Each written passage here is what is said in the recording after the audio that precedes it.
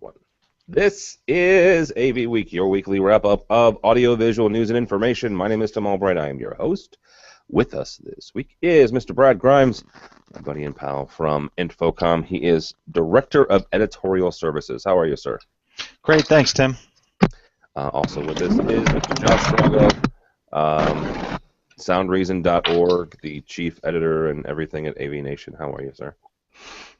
Waking up, but doing really well. Yes, let's mention the fact that we're recording this at 9 o'clock Eastern on a Thursday, which is unusual for us. So that means it's roughly 6 a.m. for Mr. Strago on the West Coast. So we appreciate it, sir. But he already has his coffee and his hat on. The reason for that is our next guest, Mr. Mika Riegelsing. Mika is the Senior Vice President of Marketing and Business Development for Balance. How are you, sir? I'm good. Hi, Tim. Hi, guys. And the reason we're doing it so early is because Mika's in Israel. There's a slight time change there. So before we get it's started, almost the end of the day, so I'm lucky. It's almost the end of the day? Yeah, well, yeah. It's 4 p.m. Middle of the day. Middle of the day. End of your workday. How about that? I wish. Before we get started, I got a nice little gift in the mail the other day, and I'm going to show it to you guys who are watching this on video. So we're going to change cameras here. That is, if you're watching on video, that is the change to the new AMX camera. There's my box. You can see Nate there on the left-hand side, and you can see darn near everything else in the tiny little studio that we call home. So we're going to do this week with the new AMX camera because I kind of like it.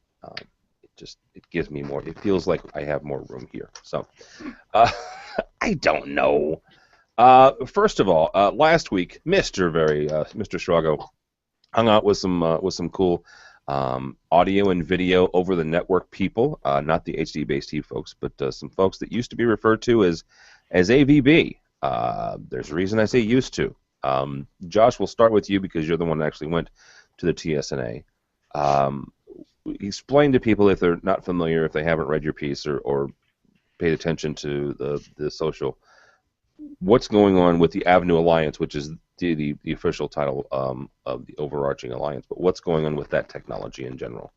So with the AVNU Alliance, when they sort of emerged a few years back, one of the things that they were focused on was specifically, the AV industry. That's kind of where they made their push. But the focus in general, when you looked at what they were trying to do, was to embed within the packets itself that were crossing the network, the time-based information, creating synchronization and allowing for audio and video to synchronize and allowing for all information to go across.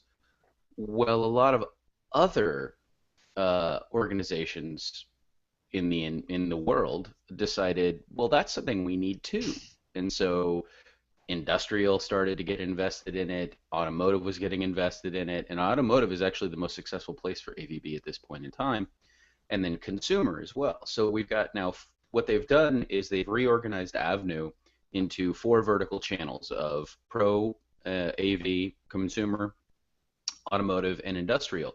So now all the robotics machinery is now dealing with it and looking at time-sensitive networks, and they're dealing with it in terms of creating the packets and embedding it within the Ethernet and within the streams of data itself, so that way the sequence goes correctly, the synchronization is there, and that's now become kind of, as opposed to how it might have been marketed to us in the AV industry, which was, hey, we've got a new streaming technology.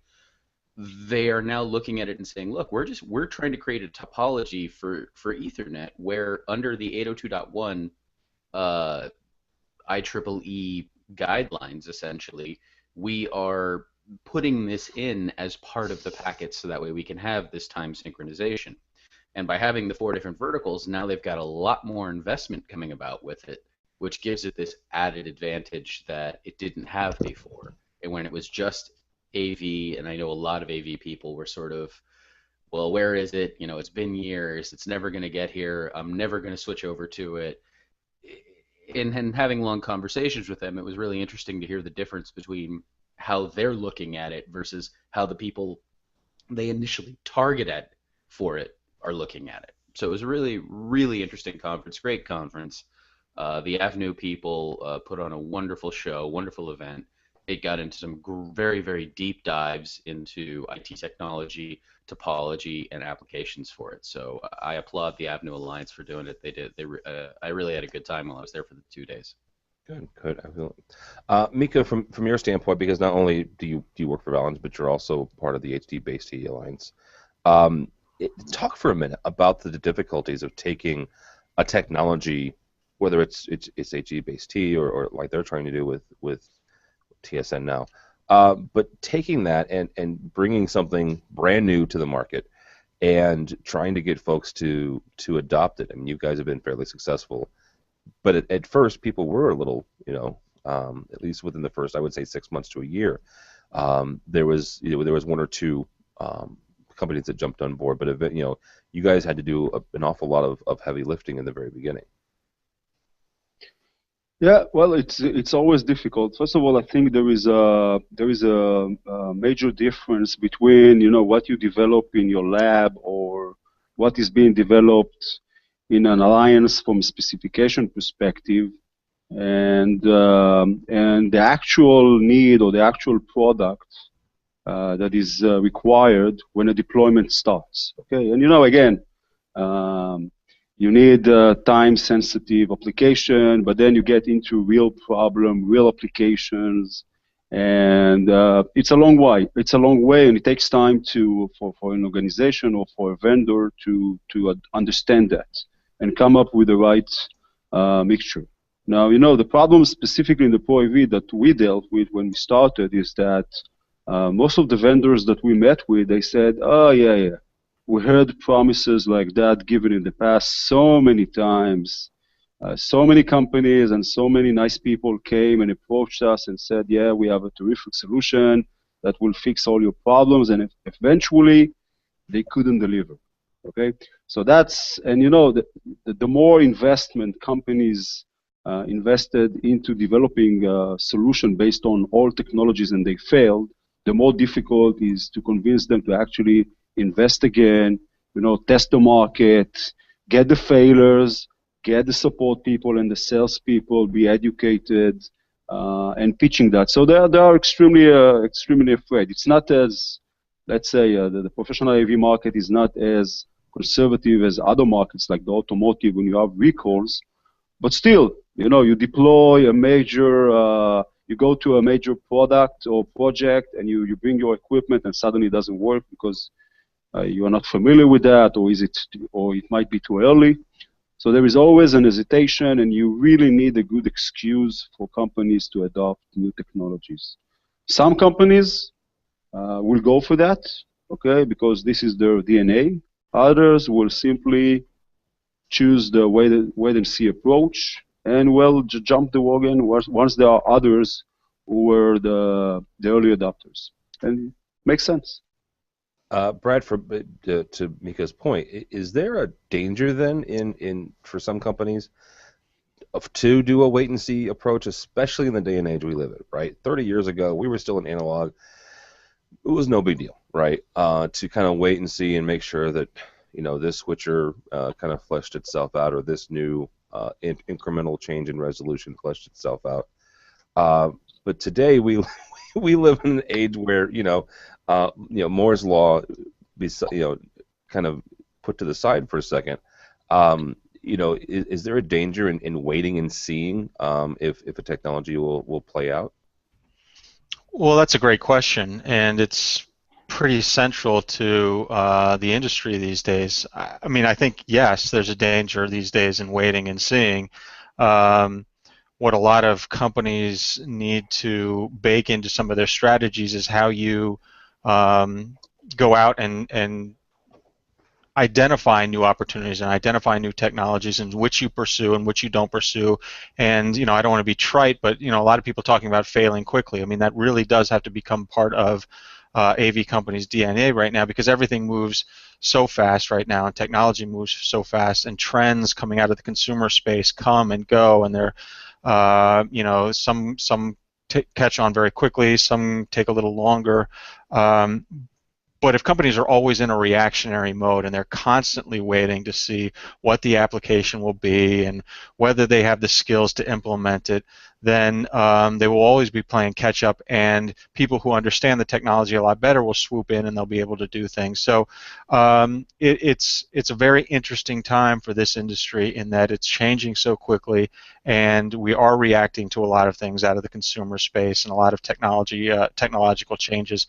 And no, you cannot always wait and see. You need to go out there, and you need to have visionaries on your staff who will say, this is coming down the pipe, I think, and we should do something about it.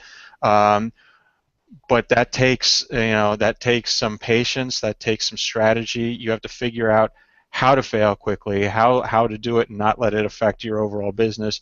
But you have to take chances, and you need to go out there and figure out what are going to be the next technologies and how you're going to identify the opportunities. And it's funny you should mention that, specifically due to the fact that when I was talking to some of the guys from the Avenue Alliance, one of the things that sort of came up was of course, being an AV engineer, I had to ask, so how do you view your competition with Dante, or how do you view your competition with HD-Base-T? And they all kind of they towed the line that they were either A, given, or B, truly believe, which is it's not. They don't believe it's competition. And one of the things that really, when I sort of pressed the issue a little harder, that came up was they are a network topology. The others require specific chipsets. And there's that sort of thought process that goes in of one bad batch of chips, or if you're sole sourcing your chips, one instance of a CEO making a wrong decision, or a bad component anywhere in that line, and all of a sudden that entire wave of potential production has an issue.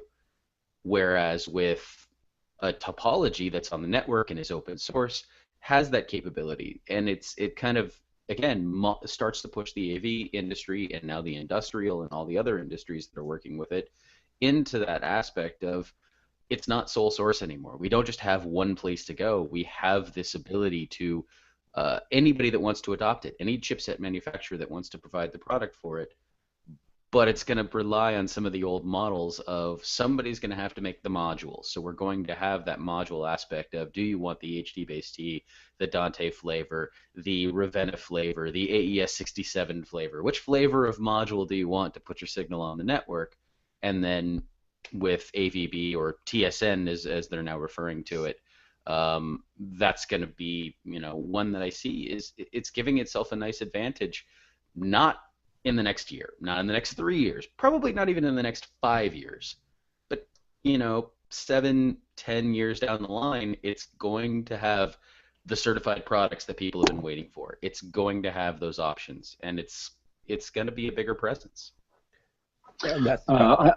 Yeah, I would like to comment on that, and I have to agree. I think one of the mind changing that we brought to the professional AV is the fact that they need to look for standardization. Okay, they need to stay away from all those proprietary solutions, and more important, it's about time that those vendors will simply try to do whatever other markets are doing. And it's crazy as it sounds to those guys when we just started to pitch for that, to actually offer interoperability, okay, between vendors, okay. God's sake, this is in a professional AV, no way. When we just started to promote it, people said, "Come on, you're probably joking." But it took us some time to actually convey the message, and I think that AVB or Avenue is actually trying to come up with more or less the same concept, and eventually down the road, this is the way that this industry should go, because that's what the end customers are really looking for. Okay, and eventually it's all about the end customers. They're not stupid. They see what's going on in other industries. Okay, and if the professional AV market vendors would like to still remain relevant, that's the approach that they have to go for. What is important is to understand that, and this is something I'm trying to fight, hopefully I will be successful one day, is that HD-Base-T, from specification perspective, is not a proprietary solution. It's an alliance. Now it's actually part of IEEE. The alliance, even before it was IEEE, allow additional vendors to come up with a chipset. And the bigger the opportunity, the more vendors I would like to see introducing HD-based solution. It's like, in a way, it's like saying that HDMI is a proprietary solution. Okay, it's the same structure, and now you have so many companies. So in a way, we are trying from an alliance perspective to go exactly the same path. And I think one of the advantages that we have over Avenue is that we already started with that a couple of years ago. So this gives us kind of an advantage, and there is no reason for us not to continue and push that direction. Absolutely. One real quick thing, and Josh, we'll ask you this. Did they mention or address the whole certified issue when it comes to their stuff? Because, regardless of whether it's Dante or HD-based T, the one nice thing is that if you're buying their chips, it's kind of already certified, right, by the people making the chips. I understand the topology and understand anybody can do it, putting it on the network. However, one of the things that makes that I've enjoyed watching the Avenue Alliance folks do is try to make sure that all their stuff plays nicely together. However, the thing that's been frustrating is the fact that it takes so flippin' long to get things through certification. So did they address that at all? I will give you the same comment that their marketing chair from Avenue gave me, which was basically name another open source topology that has had any kind of certification within less than 7 years. That was the answer I was given when I pressed on the length of time for certification, was effectively, It's an open source topology. It takes time. And we are looking, and again, this was something that I hit on in one of my articles, which was effectively, when AVB launched, they marketed it as, yay, we're a streaming technology, which was not the way to present it to this industry. Because if you come to Infocom and you say, I've got a streaming topology, the answer is, it better be here by next June, and you better have all my favorite manufacturers on board. That's not what they were attempting to do. That's what everybody thought they were doing. And so now they're trying to change the message a little bit and say, look, it's not about today. We're not doing this for today. We're doing this for tomorrow and down the line, because we have to get the manufacturer buy-in, then we have to get production, then we have to get standards and certification and all of those things established, both within our group as well as the IEEE. Then we have to get the interoperability factor, and then we have all of the things that bring it to market. So now you're talking about the capability. They specifically showed studios. One of the buildings for ESPN in Bristol, Connecticut is fully run on AVB. Video, audio control, intercom, the whole deal. But of course they can't really go into the details of the whole thing because it's owned by the mouse, and the mouse has restrictions. So unfortunately we got to see pictures of the building and hear the story, but that was about it. I do not know which mouse you're speaking of, and Mickey. Owned by Disney. Which mouse? I was being safe and not getting my butt sued. Yahoo. Good night. All right, next story here. Californians. Nortex. Hey, I love my Disney. I know you do. Nortex AVC segment is shrinking. First quarter loss. This comes to us from our friends at twice.com. Nortex, fairly good conglomerate. Their audio, video, and control solutions segment shrank in its first quarter, losing $2.4 million. Not exactly, a great story to start your Thursday morning off with. However, it is what it is. Brad, one thing that I enjoy from Infocom is the economic forecasts and outlooks that you guys have done. Are we still in a situation where, economically and economics for AV, where companies should still be losing money, or is this just kind of maybe an anomaly for them? No company should be losing money. I mean, you'd ask them, and that's certainly not their goal. Well, no. No, the industry is doing well. I mean, the overall economy is slowing and what have you, but in any economy, whether it's booming or shrinking, some companies are executing well, some companies are executing poorly, and I'm not saying this one is doing either of those two. Some are consolidating, some are expanding, some are spending lots of money to launch new initiatives. So I don't look at this with much alarm, and I think the news is actually that their loss shrank. So 1 year they lose 4.7 million, the next they lose 2.5 million, which on the surface at least shows that they're improving. It did indicate that sales were dropping in the Pro AV market, but this is a company that has terrific brands, Speakercraft and Niles and some of these other brands that they have, and they've got good leadership. They're just they've been consolidating some operations. So I wouldn't look at this and use it as a bellwether for the AV industry, which overall is doing well, and we still project to be growing in North America and around the world.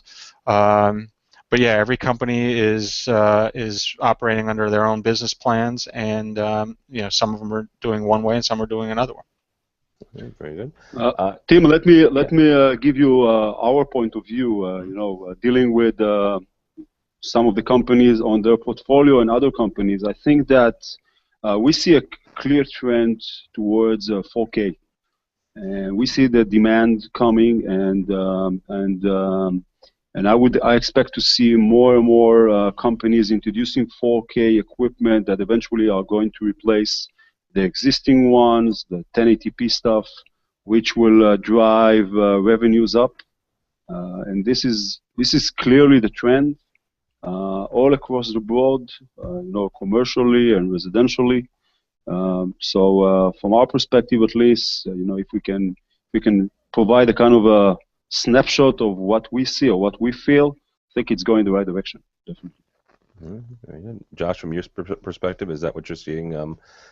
This is just an anomaly. Easy for me to say. From you guys out in the San Francisco Bay Area, is that is the economy still good as far as AV?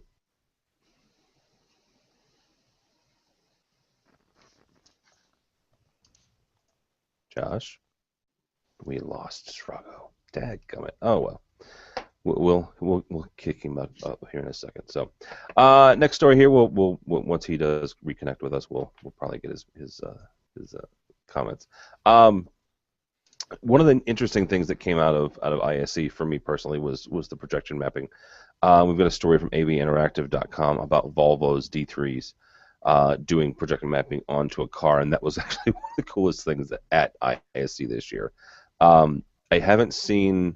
Obviously, there's going to be plenty of manufacturers, projection manufacturers, at Infocom this year. But Brad, from your perspective, is this a gimmick, or is this a real thing that we should start looking at and start, I don't know if specking is the right word, but start paying attention to, and for designers, something that they can start taking to architects to say, hey, here's another technology solution for you. Both. I mean, for some, it's a gimmick, it's a marketing gimmick, it's a tool. It's also a trend, and it's fantastic. It's one of the most exciting things going on in the AV industry right now. Projection mapping, basically taking anything and turning it into a projection surface. Yeah, you referred to the Tesla that was at ISE, and this Volvo looks like it's the same kind of concept. I mean, at the end of the day, what really makes the Pro AV industry exciting and interesting, I mean, there is all the great technology that's out there, but it's what professionals do with the technology that's really awesome. It's when they get creative to projection map on a side of a building or on a car or something like that. That's where a lot of this stuff is going right now, and it's great for the projection industry, which a lot of people have looked at and said, how do projectors survive when I can just get a huge LCD and put it on my wall? Well, people with creative minds and a lot of software and technical know-how have figured out how to projection map on all sorts of surfaces, and I think it's great. I love it when these things happen. The Tesla thing at ISE was great, and I'm sure we will see projection mapping all over Infocom 15. Yeah, let me point something out here. this is not projection mapping in general is not new. No, no. You 10 years ago you could have gone out and bought a $30,000 spider and projection map. This sucker is baked in though. That's what's so exciting to to guys like me and Brad. The fact that it's built into the projector itself, right? That's what's kind of cool. So yeah, it's the thing with something like projection mapping is someone always does it first, and they do it with the tools that they have, and they usually do it with a high price tag, and then people figure out how to do it better and faster and cheaper, and it becomes a tool that a lot of people can use in a lot of situations, and that's where we're sort of at with projection mapping right now. The technology has gotten so good, and it's gotten more economical, and it's within reach of many more marketers and advertising people and events planners and things like that, that you're going to see just a lot of it, and it's fantastic. And when you see it, and I'm sure you all have, and you see it done well, it's really, really awesome. Yeah, absolutely. Mr. Strago, is your connection back up and running again? Apparently, it decided to take an early morning nap. Nah, that's all right. How do you feel about projection mapping in general, and do you design with it, or are you still watching it? It doesn't come up often for us in Silicon Valley. I mean, yes, you do get the guys that want to go hog wild and go nuts, and occasionally we'll get to do things like that, but it's few and far between where we actually get the opportunity. I'm a fan. I mean, I wrote an article. I kickstarted a project last year by an artist named Khaki King, where the whole performance was she's sponsored by Ovation Guitars, and she got them to do a matte white guitar. And she comes on stage, and it's a fixed position guitar, so it's got a pole at either end at the neck and the base. And what it ends up doing is there's a projector sitting directly in front of her, and they projection map directly onto the shape of the guitar while still running video behind her. So it's like going to see a movie as opposed to going to see a concert. And the music and the video are all synchronized. I wrote an article about this last December when I went and saw the show. And then I wrote another one recently saying, hey, are we going to see anything like this at Infocom where, she's off tour. Manufacturers could go hire her to come to Orlando and duplicate this in one of the small performance spaces there, and you could see the value in it. And it's really, really cool the way that those are doing. So I love seeing it. I love seeing it in really creative ways, because it's something that you can't really do with the displays. With displays, you have to have the space, you have to have the wall, you have to have the infrastructure to support that. Whereas with a projector, if you have a high enough output lumen, if you have a broad enough lens, and you're capable of putting it on the area that you want to, or even narrow enough lens, depending on a guitar, you can really put the image anywhere you want and in any shape you want. It gives you that nice little advantage.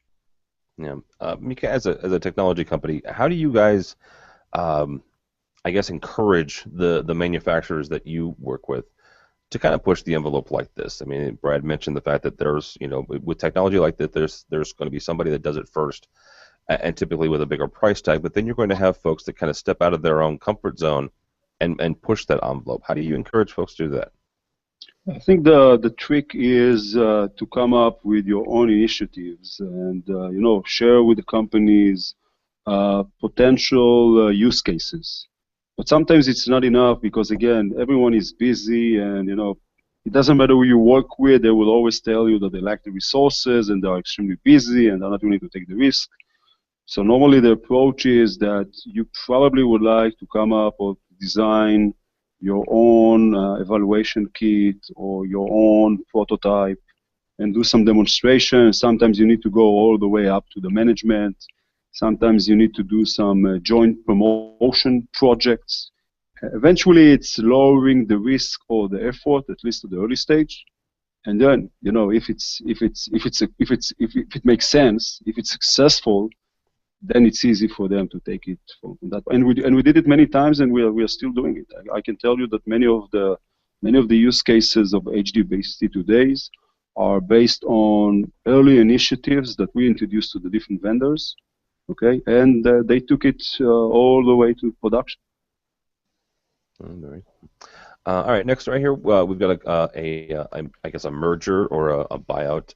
The TC Group is joining the music group. And just to kind of wrap your brains around this when we talk to brands, Music Group is Behringer and Bagheera and Midas. TC Group is Tannoy, Lab Group and TC Electric, TC Applied Technologies. The Music Group is the acquiring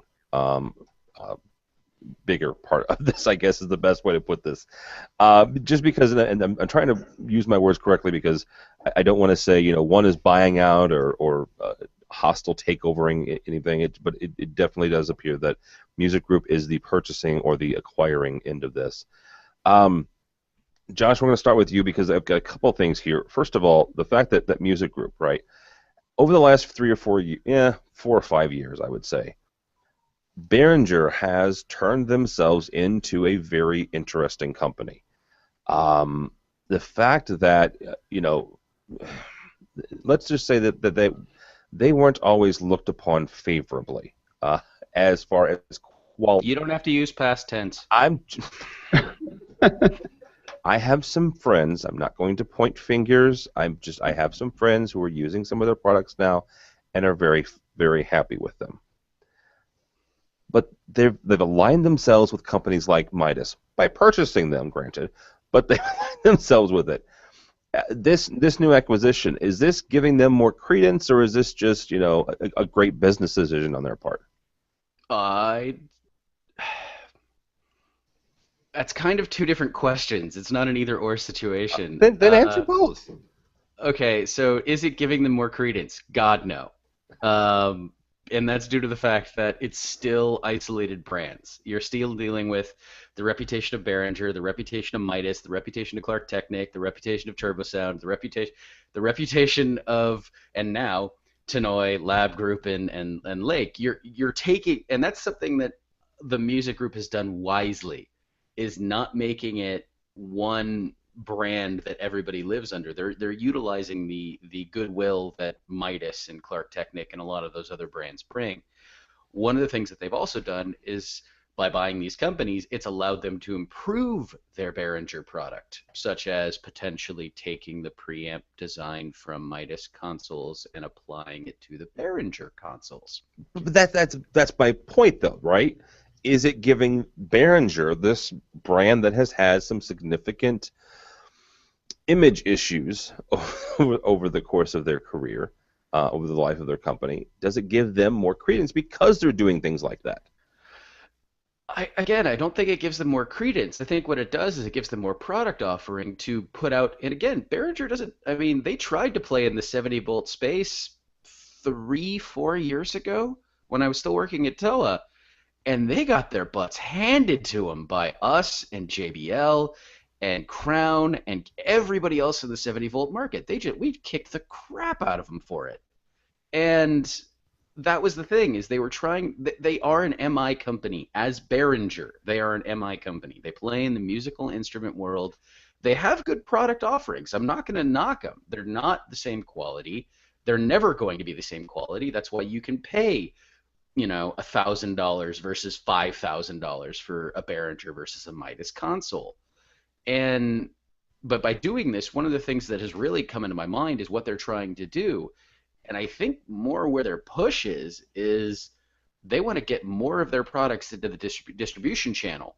And if they put themselves in this position where TC products are things that people want. Lab is things that people want. Tannoy is something lots of people want. Tannoy is a standard for a lot of consultants as a ceiling speaker.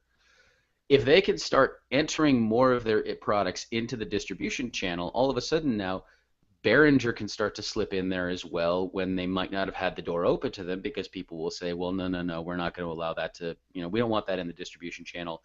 Midas can start to slip in there as well, and you could start to open up that distribution channel of, as opposed to having to be more direct, it just broadens their expansion of the other brands that might have been more of a niche market, and now they can, expand where that's available to go. That's kind of the one thing that I really see here as being the big advantage. For TC, they got bought. I'm praying that they don't drop the quality, because if for some reason you go into one of those Lab Group and amplifiers and you change one coil, you've just destroyed a wonderful product. Okay, they haven't touched Midas, right, since they bought them, and that is Not true. Not true. well. They have. You're It's telling not. me that a Midas console today is not the same quality as a Midas console was 10 years ago? Yes. I don't know if I agree with that. I will guarantee you the preamps are not as good as they used to be. Okay. Guarantee you.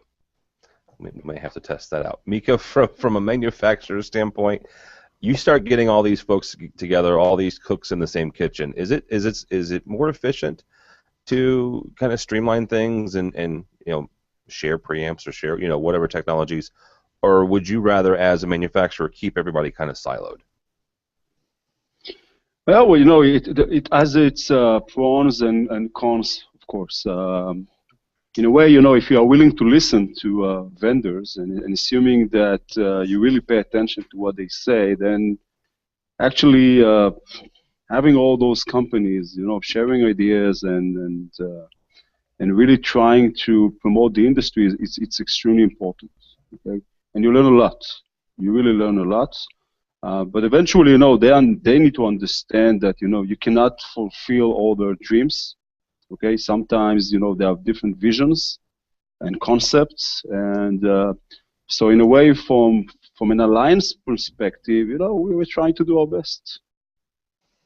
All right, Brad, from your standpoint, and I'm not going to ask you to talk on behalf of Jason McGraw, who's the guy that kind of runs the Infocom show.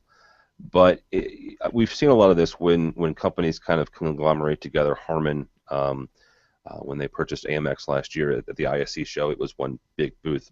Talking with some folks, it will be the same type of thing at Infocom this year. Is that something that makes sense? Is to have one giant booth to kind of showcase all of your products, or is it kind of better? It's obviously not cheaper, but better to segment your offerings to folks. Wow, that's above my pay grade or outside my comfort zone. But the easy answer for me to give is that's totally up to the executive leadership of these companies to figure out whether we want to be in one booth or we want to be in many booths. I mean, as you both indicated, there are a lot of great brands in this merger, a lot of brands that people recognize, a lot of brands that have been at the Infocom and other shows for many, many years, and we still expect them to be there. How companies decide what to do with brands that they acquire, whether they decide, whether to keep brands or to share technology between brands, that's all part of their strategic plan. One thing I do notice in this industry is that brands matter and brands stick around a long time. I don't see a lot of major acquisitions where brands just disappear. Brands have followings in the AV industry, and for better or worse, people are devoted to them through thick and thin. So we expect to see a lot of these brands still at Infocom. I mean, the audio pavilion at Infocom is huge. It's by far the biggest area on the floor, and in this day of projection mapping and everything like that, you sometimes lose sight of the fact that the audio industry is so strong. If Infocom is 500,000 square feet, the audio pavilion is 20% of that. It's 100,000 square feet or something like that. So whether they put it all under one umbrella or they put it under several is a very strategic decision. That's up to them. Some people do it one way, some people do it another. We've seen it both ways. It's not for me to decide, which one is better. But the fact that they're all there continues to be a great sign, and it projects the choice that designers and integrators have in the market. Yeah, absolutely. I think this is one of the advantages that an organization or an alliance has. The fact that basically it can show different products from different vendors. Okay. Now at the beginning, some of the vendors are kind of against it, but down the road they understand that some people find it much easier to tell which companies has which products and what are the benefits by simply going to one location, look around, see the differences, and then of course when they need more information they can go to the vendors themselves and asking specific question on the product. Okay. Again, this is something that only an alliance can do by its nature, by actually representing the industry or the vendors' need. And from our perspective, we started to do it a long time ago, and we continue to do that, working with all the vendors, making sure that they're all going to provide their products. So it's kind of a one-stop shop where people can actually see all the newest products. Well, and to that point, one of the things I'm very curious to see at a show like this is, and I was curious if they would do it last year with Harman and AMX because they both, have space. Well, If all of these booths have space, why not show everybody in each booth? It's kind of turn each of them into a pavilion for their entire product line, because then it's not just, oh, well, I'm going to go see that booth or I'm going to go see that booth. Show them all together. Show them in those full environments as a unified thing. Well, and the one interesting thing about the ISC booth, and real quickly, Harman bought AMX like right before Infocom last year, so they probably didn't have that opportunity. The guy that ran just the AMX booth, and I forget his name and I apologize, was actually the guy who put together the Harman booth, as happens when companies acquire other ones. Different people go to different segments, and Harman was so impressed with the AMX booth from Infocom last year. They're like, hey, here's the keys to our booth, and I think he did a really good job of it was integration, right? It was integration in the truest sense, because something that normally, at least in my brain, didn't go together, went together. They had AMX products with Martin products, Martin Lighting products, with Soundcraft boards, with speakers, and it was really, really neat to see how they took the idea of Harman and kind of wrapped it all together. Right? They basically said, here's all of our stuff. This is how it works together. So I thought it was kind of neat. And that's the way to do it when you're making full solutions. That's we did that at TOA. We literally built rooms and said, here's a boardroom, here's a house of worship, here's this. It's the best way to showcase, because it takes it out of the abstract, look at my shiny new thing, and puts it in a practical scenario that everyone can appreciate. Well, and I guess what struck me was the fact that AMX fit so well, right? I'll be very honest, and I think I said this last year when we had Joanne Drulis on the week that they announced the merger, the buyout. It didn't make sense to me personally, right? As you're looking at the company, you have Harman, this big production company, right? They make soundboards, they make lights, they make speakers, they make amps, and now they have a control company.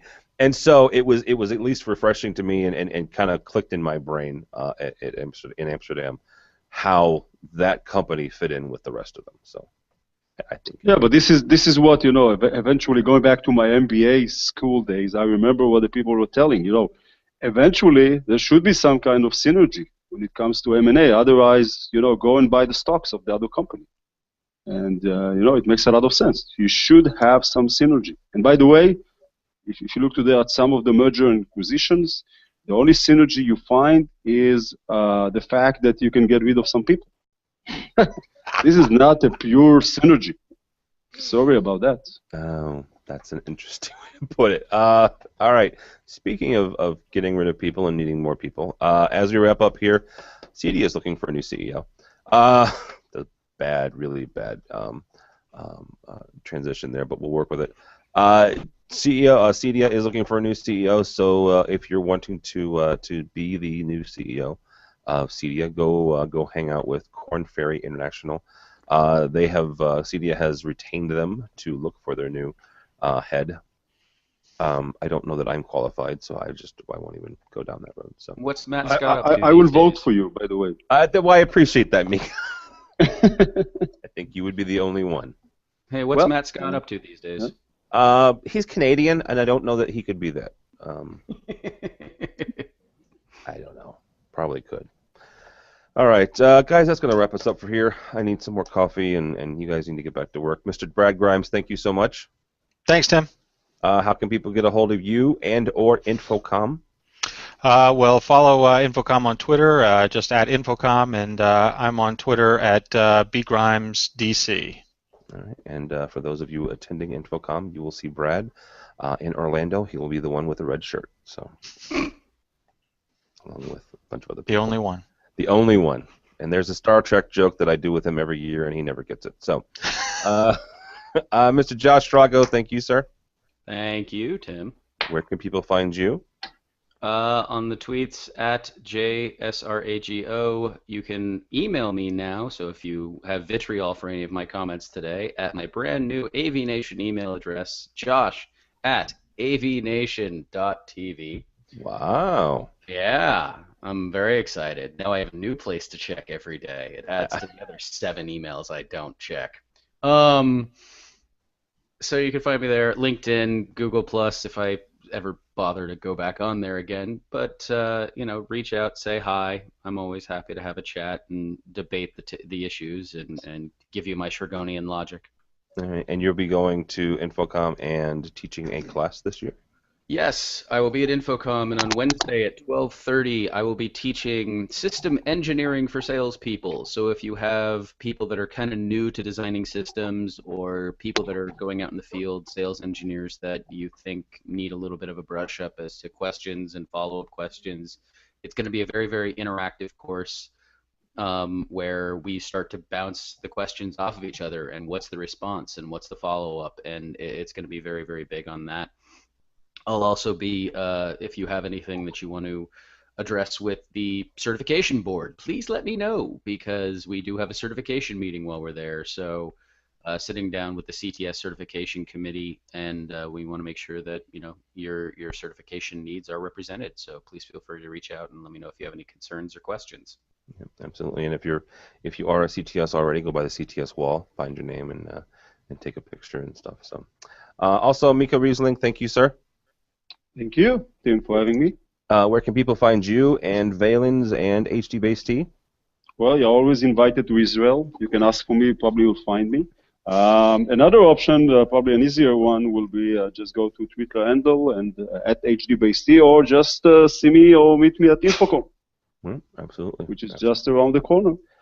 Right at a month. So yeah, we're right at a month. So. My name is Tamari. Don't follow me at this point, but go by the website if you would please. avnation.tv.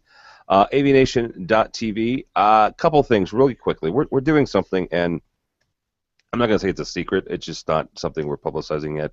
Probably towards the end of the month. The guys at HD Base T have been very nice, and they're coming on board with this. But just to kind of give you guys a preview, I guess, or kind of a heads up. We're changing how we're doing things a little bit at AVNation. How we're paying for things, I guess, is the best way to put that. And we'll let you more in on that, like I said, towards the end of the month. But I just wanted to take the opportunity to say thank you to Mika and the guys at HD Base T, because they're coming on board with us. If you're coming to InfoComm, come by our booth, 6667. We'll be producing this very show on Friday of the show from 2 to 4 p.m. Number 200. And it'll be episode 200, so that's kind of neat. I was asked yesterday if we will have pyrotechnics. This is one of my clients for Innovat, and I said, well, if you would like pyros, sure, what the heck. So, I'll have to ask Jason about that. Well, I'm sure Ask we for can. Forgiveness, not permission. Not with the InfoComm guy on the line, Shrago.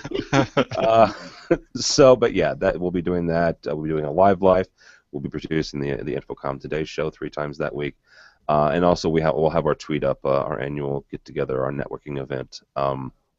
You do not have to be on Twitter. Please don't think you do. Really, it's a way for folks to meet in person and trade business cards and network. It is Thursday of the show between 4 and 6 p.m. In our little room W223A.